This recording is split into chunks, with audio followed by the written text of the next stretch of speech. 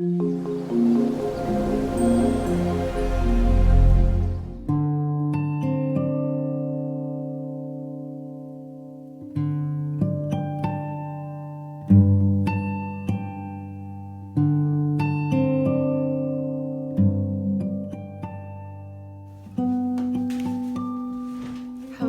everyone, and welcome to Dandelion Lessons. I am so glad to be back. I've been thinking about doing this for a while now, this video, and today I'm going to talk about angels among us and show you a little project that I do that hopefully you will try too. And I'd like to start with just talking about the tools that I surround myself for this. And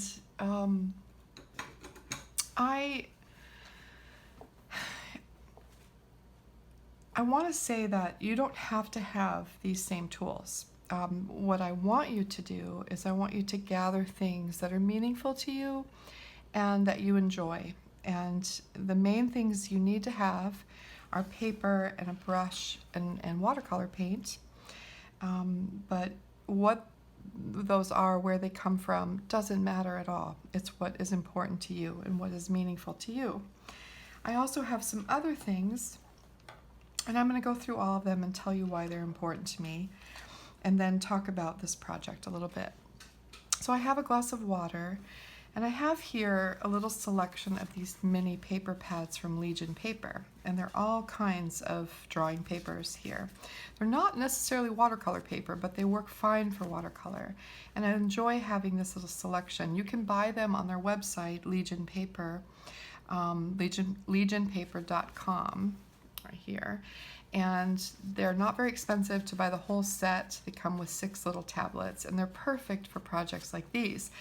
And what I love about it is I can try all different kinds of paper, and they're the perfect size to tuck into a letter or to give to someone. And this project is meant to be given away, but it's also meant to be given to yourself, so you can make a bunch of them and give some away and keep one for yourself.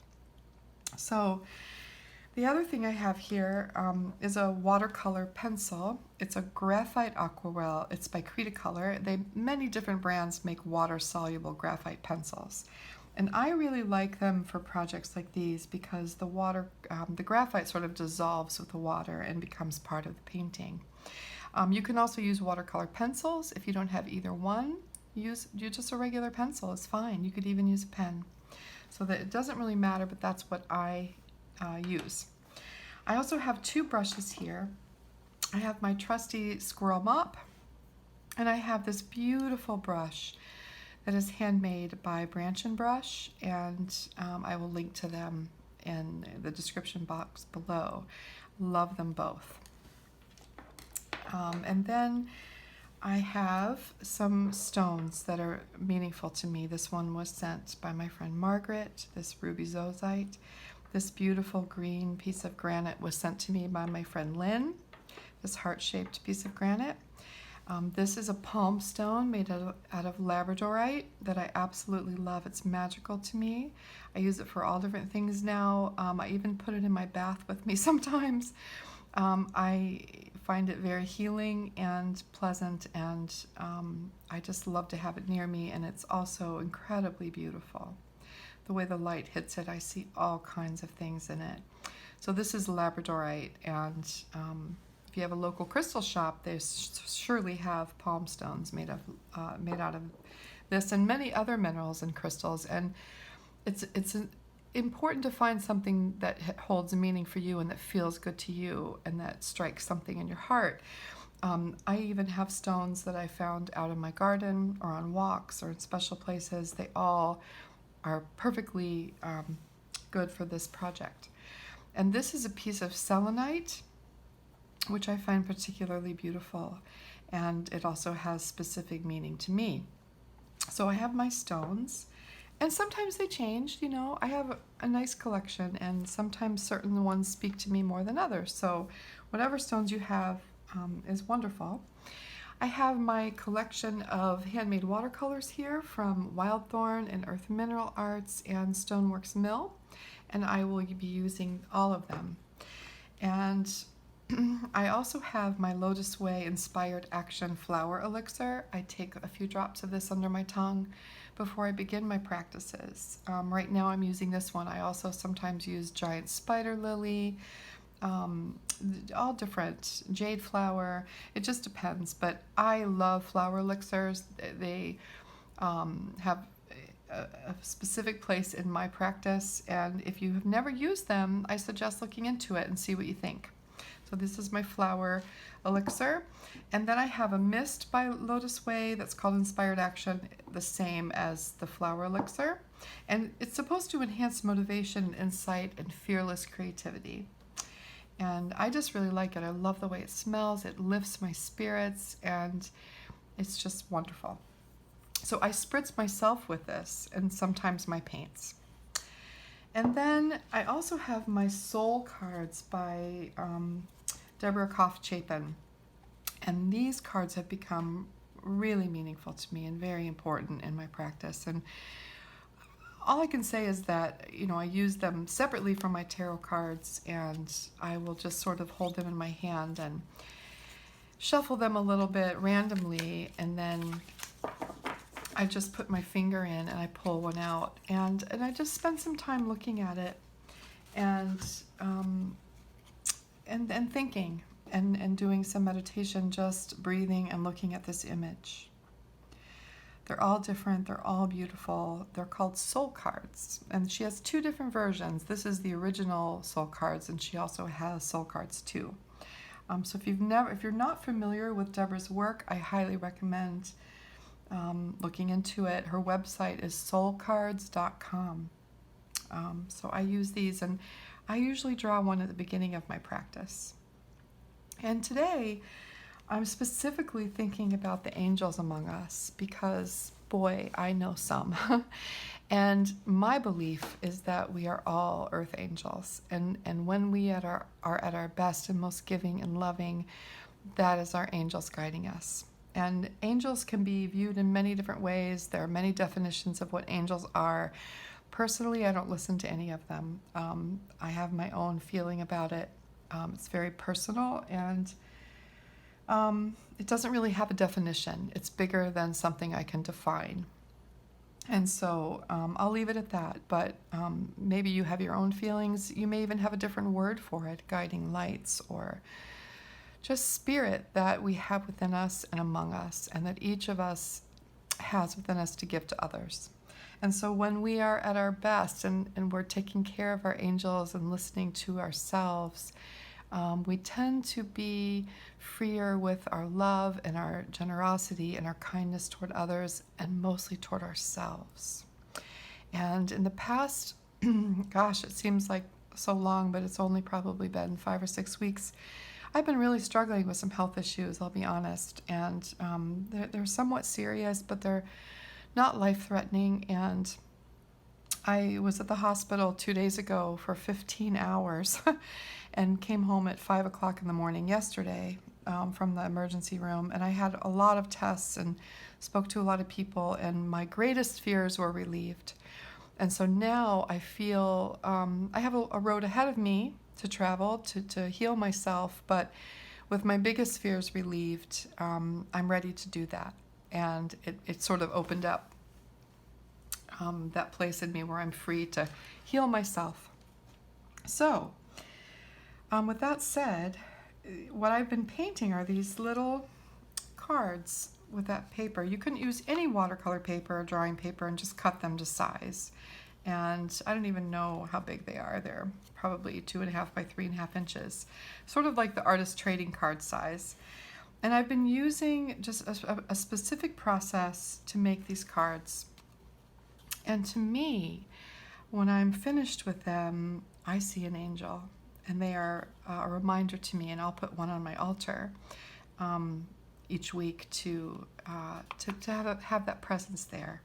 So while I'm not specifically painting an angel or anything at all, they appear to me, and I'm hoping that the same will happen for you. And then when you're finished with them, if you make 5 or 6 of them, you can select one that's meaningful to you and that feels right for you, and then please give the rest of them away. And you don't even need to say anything. You could just write a little note on the back, you know, I've been thinking of you and sending you joy. And that's all you need to say. You can talk about angels if you want. It doesn't matter. The fact is that you've spent this specific ritual of time creating them and then offering them out as a gesture of light. So we're going to start, and I'll make a couple of them. You know, I think I'll start with the Stonehenge colors, and I'll just flip through and see where I end up. So this one is sort of a gray, and I will start here. So when I'm using a colored paper, I tend to use a little bit of white or some kind of opaque watercolor. I love the Star White by Earth Mineral Arts. I have it in this little tin here, so I'll keep that handy. And since I'm using that, I'll go ahead and start with my Earth Mineral Arts paints. This is my collection of them. And I'm going to use my branch and brush twig brush. And I'm also going to open up this beautiful medicine box from Margot of Earth Mineral Arts. It has chrysocolla that she hand ground and formed into this bird shape with a Herkimer diamond eye, and then a beautiful plant pigment called Campeche wood. So I'm going to use these. And I begin actually with my watercolor pencil, and I just hover my pencil over the paper and I close my eyes.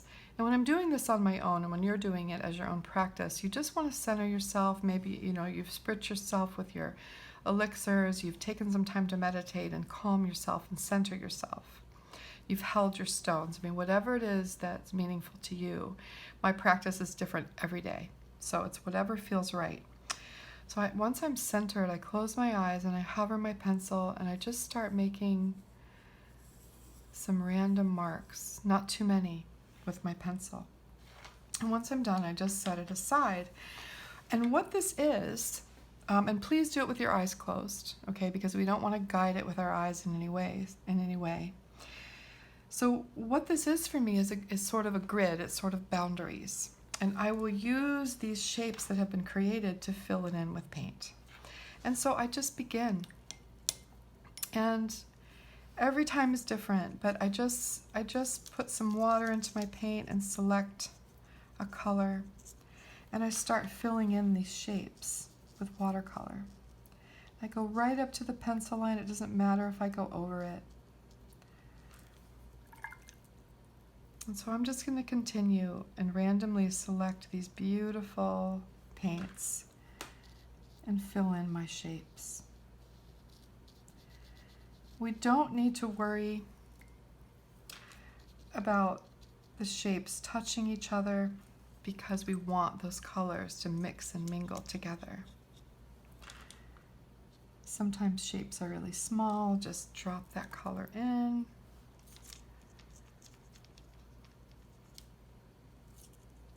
Nice and fluid. You don't want it to be too heavy. You want it to be nice and juicy so the colors do have a chance to sort of mix and mingle with one another. And then I think I'll use, I love this Pueblo cast iron. It does beautiful things. So I'm going to use that in this space here.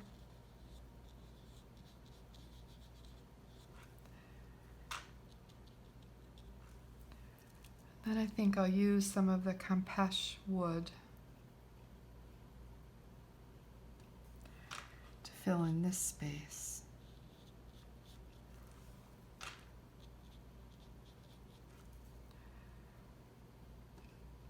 And then sometimes I'll go out of bounds, and so I'll come down here and I'll give it some earth to ground it a little bit.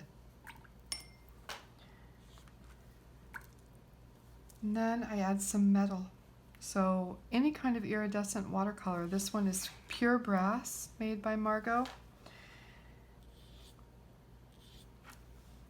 And I always want to add in a little bit of metal. And then I'll go back to the brass and sprinkle it on to give it some shimmer. And then no matter what paints I'm using, I go to my Wildthorn box and I get that Lunar Silver. Silvery Moon. It's a silver paint, and I just swipe it through the center and surround the top. And that brings starlight to me. It's like starlight. And maybe I'll add a little bit of the star white. So each one is different, and there's no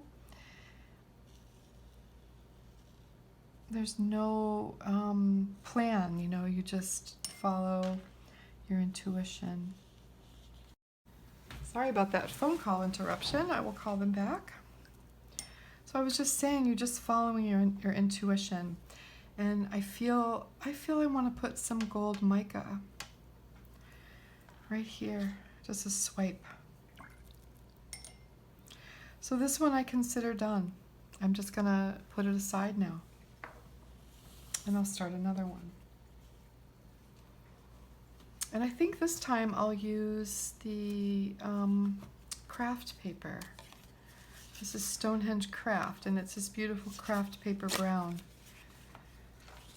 And then I'll begin again. And obviously I'm doing this to show you, so I'm not going to go through my whole grounding practices and things like that. But that's something that's personal to you and that you can do on your own.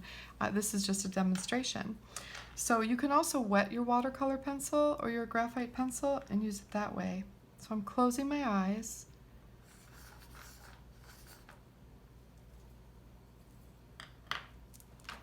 And this time I'll use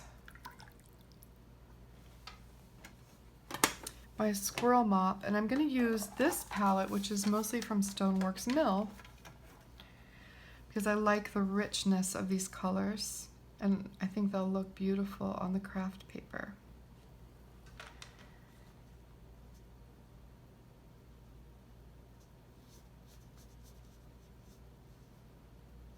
This one's called Origin. So gorgeous. And this one's called Ember, and I'm going to put it right next to the Origin and let them mix and mingle together. And then this one is Chesapeake Ochre. It's made from bog iron. Kelly procures her own rocks for many of her paints, her own rocks and minerals. Hand grinds them and makes these beautiful watercolors. And now I think I'll go to Rivulet. Just put a little swipe of Rivulet in. And then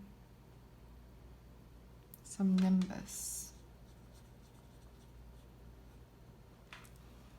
So each little shape, I'm just choosing a different color.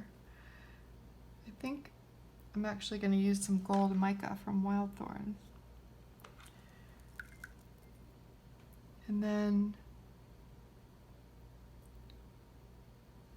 some Strata, which has its own kind of sparkle.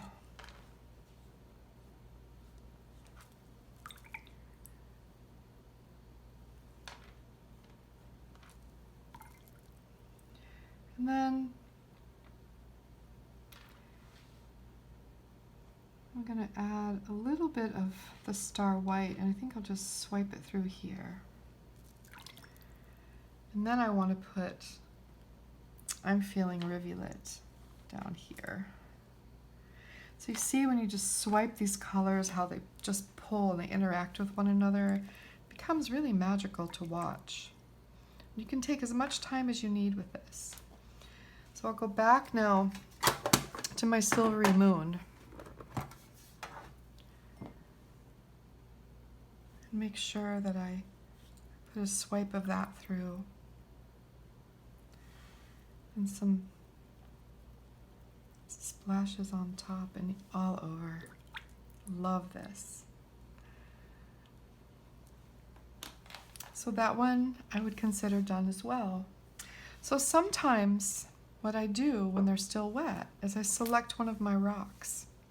And I think I'm going to put this selenite on here. And I'm just going to place it somewhere on the painting and let the painting dry with the rock in it. So I'll move this one aside. And let's do one more. I think this time I'll use the Lenox cotton paper. It's beautiful. It's a creamy white. Oh, a little crow that I drew. It's a nice thick paper. It takes, I think, takes watercolor so beautifully. And I'm going to use my wild thorn paints. And I'll start with closing my eyes.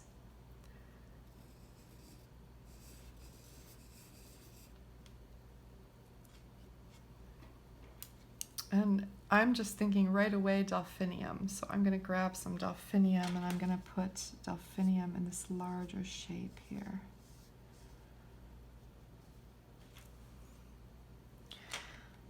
So I've had a lot of angels in my life lately, people that have lifted me up from afar and from near and really have helped me through and been very understanding of my need to sort of withdraw a little from life a little bit. You know, I had to let go of some of my responsibilities for a while and really focus on my health. And gosh, that it's so important. And I haven't been very good at that in my life, and I'm learning more and more how important it is to do. And when we can do that, we are angels to ourselves too. And I feel really blessed with the people that are in my life. So many have done so much for me from afar when I needed time to just sort of be a hermit, you know. And I think so I've used wood violet and delphinium and raw sienna, and I think I'm going to use the brick vieille because I so love that color. It's from the Field Sunset palette. And then I want a spark of something there, and I think forest rose. I don't know why.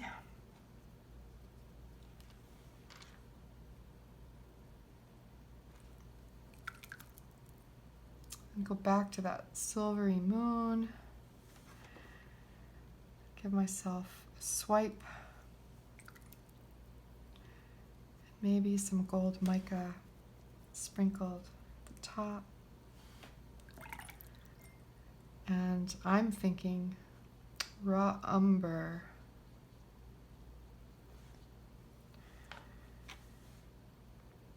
To swipe here. I'm going to add a little more delphinium in here just to raw umber and charcoal black. And then a little bit more of the gold mica.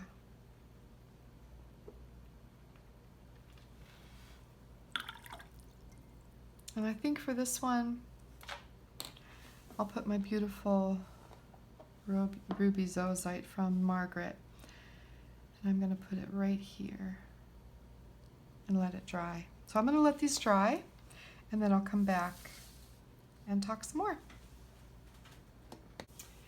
Okay, so my paintings are now dry, and I'll remove the stones. And sometimes, so selenite should never be in water. It will dissolve.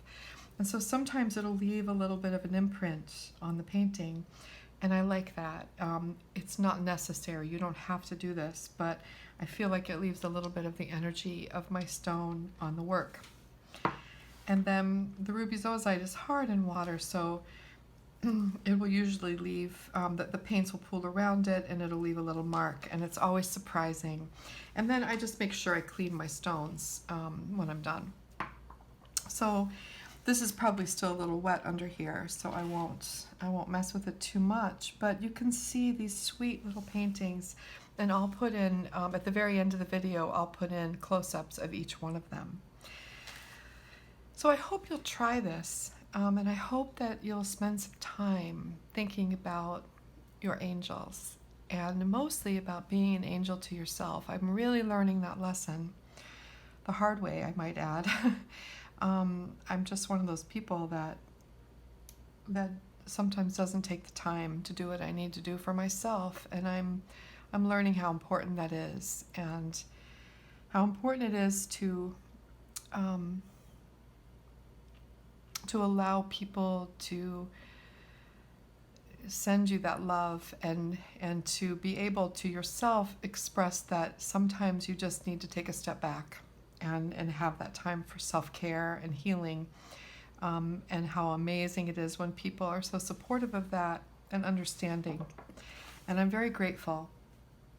Even here on YouTube, you know, I didn't make videos for a couple weeks, several weeks. Since I went to Denver, really, I made the one Artist for Everyone video.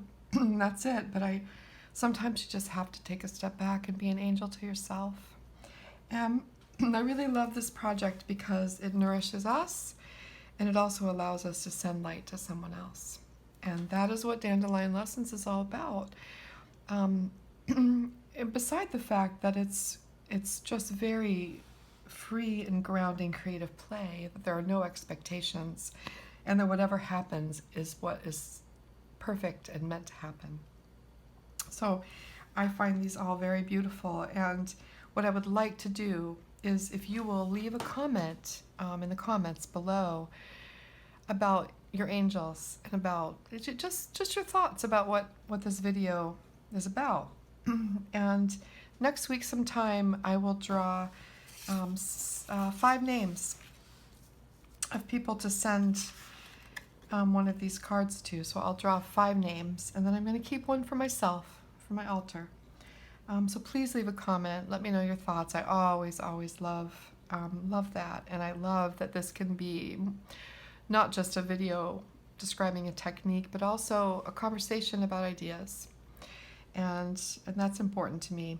I also want to say that while I was in Denver, I noticed that there were ads running on some of my YouTube videos. And when I got home, I've tried to correct it, and I couldn't figure it out. So I've sent an email, and I heard back. And what I have to do is I have to get on a computer, an actual computer, which I need to make time to do that and find one. And I can't do it through the app.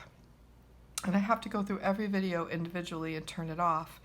What I was able to do is to turn off any ads on any future videos that I upload. So I've done that.